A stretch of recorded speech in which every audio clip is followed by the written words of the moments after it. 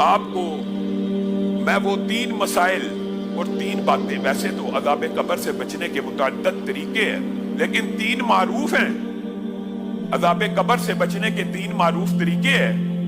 ان میں سے جو سب سے آسان، کہنے کو بہت مشکل ہے لیکن سب سے پسندیدہ اور اللہ کے ہاں سب سے محبوب اور آپ کے اور میرے لیے سب سے آسان طریقہ کیا ہے؟ اللہ کی راہ میں اپنی جان کو نچھاور کر دیا جائے۔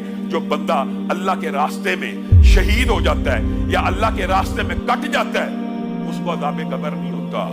یاد رکھیے وہ سیدھا، یہ بھی صحیح حدیث سے ثابت ہے کہ جس وقت شہید کو وہ لمحہ آتا ہے کہ شہادت کا لمحہ، پچھلے جمعے میں وہ سارے فضائل آپ کے سامنے رکھے تھے، بالکل اسی وقت اس کی روح کو پرندوں کے قالب میں ڈال دیا جاتا ہے اور وہ پرندے جنت کے چشموں سے، جنت کے پھلوں سے خوراک حاصل کرتے ہیں اور پھر عرش عظیم کے سائے میں جو سونے کی قندیلیں لٹکی ہوئی ہیں وہاں پہ اپنے گھونسلوں کا بسیرا کرتے ہیں۔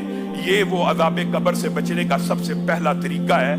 قبر کی زندگی بڑی لمبی ہے اور میں آپ کو ایک بات بتلاؤں، ضمنی طور پہ یہ جو دنیا کی زندگی ہے، یہ جتنے زندگی کے مدارج ہیں 7 8، ایک تو ہے نا زندگی کے وہ 4 مدارج، ان کی بات نہیں ہو رہی ہے، جو سلسلہ ہے زندگی کا، اس کے بعد موت ہے، اس کے بعد قبر ہے، اس کے بعد حشر ہے، اس کے بعد جی اٹھنا ہے، اس کے بعد میدان میں حساب کتاب ہونا ہے، اس کے بعد عدل کا نظام ہونا ہے، اس کے بعد دائیں یا بائیں میں نامہ مال پکڑا دینا ہے، اس کے بعد پل صراط سے گزرنا ہے، اس کے بعد جنت یا جہنم میں جانا ہے۔ یہ جو 7 8 یہ والے سلسلے ہیں، ان میں سے سب سے چھوٹا سلسلہ اگر کوئی ہے تو وہ دنیا کی زندگی ہے، اور ہم اسی دنیا کی زندگی کو اس طرح گزارنا چاہتے ہیں جیسے یہی حقیقی ہے۔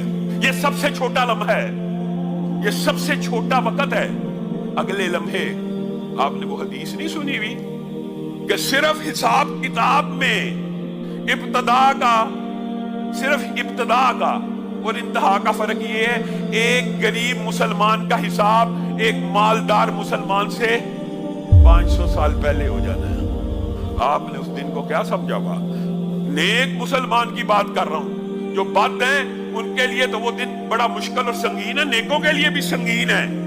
اس سنگینی کے عالم میں بھی جو غریب اور امیر کا فرق ہے وہ یہ ہے کہ غریب بندے کا حساب 500 سال پہلے ہو رہا ہے۔ یہ 70 سال گزرتے نہیں ہیں۔ اس 70 سال کی وجہ سے انسان اپنی آخرت کو تباہ کر لیتا ہے، اپنے لیے آگ کو بھر لیتا ہے، اپنے لیے حرام کے رزق کے ذرائع اختیار کر لیتا ہے، اپنے لیے نماز چھوڑ دیتا ہے، رب کو نہیں پہچانتا اس چھوٹی سی زندگی کے لیے۔ اگلے سارے لمحے، اگلے سارے مرحلے اس زندگی سے بڑے آنے والے ہیں۔ بتائیے قبر میں گئے ہوئے باو اجداد کو کتنے کتنے برس ہو چکے ہیں۔ اللہ نہ کرے کسی کی قبر مشکل ہے، 1 منٹ گزارنا تکلیف کا، 1 لمحہ گزارنا تکلیف کا کتنا سنگین ہوتا ہے۔ تو عذاب قبر سے بچنے کے جو 3 بڑے طریقے محدثین نے، شارحین نے بیان کیے، ان میں سے ایک یہ ہے کہ اس بندے کو عذاب قبر نہیں ہوتا جو بندہ شہید ہو جاتا ہے۔ دوسرا بات آئیے ضمنی طور پہ تو آپ کو یاد رہے، عذاب قبر سے بچنے کا دوسرا طریقہ کیا ہے؟ سورہ ملک کی رات کو سونے سے پہلے تلاوت کرنے والے کو سورہ ملک اپنی آغوش میں لے لیتی ہے۔ قبر میں،